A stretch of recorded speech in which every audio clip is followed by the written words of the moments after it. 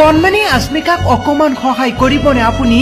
16 কোটি টকাৰ এটা ইনজেকচন দিলেহে জীৱন ৰক্ষা পৰিব পাৰে এইগৰাকী কণমানি আস্মিকাৰ যেটো কণমানিটিৰ পৰিয়ালৰ বাবে সম্পূৰ্ণ অসম্ভৱ কণমানিটিয়ে হাঁহিছে কিন্তু তাই নাজানে আচলতে কি হ'বলৈ গৈ আছে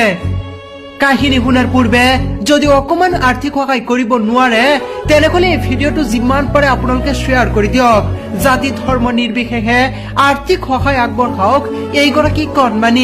কণমানিটোলৈ মন কৰক তাইৰ নাম আস্মিকা ঘৰ পশ্চিমবংগত এক দুৰাৰোগ্য ৰোগত আক্ৰান্ত হৈ আছে কণমানি আস্মিকা জন্মৰ পিছৰৰ পৰাই বিছনাৰ পৰা উঠিব নোৱাৰে কণমানিগৰাকী এনে এক দুৰাৰোগ্য ৰোগত আক্ৰান্ত হৈ আছে যেটো ভাল কৰিবলৈ ডক্টৰে কোৱা মতে এটা ইনজেকচন দিব লাগিব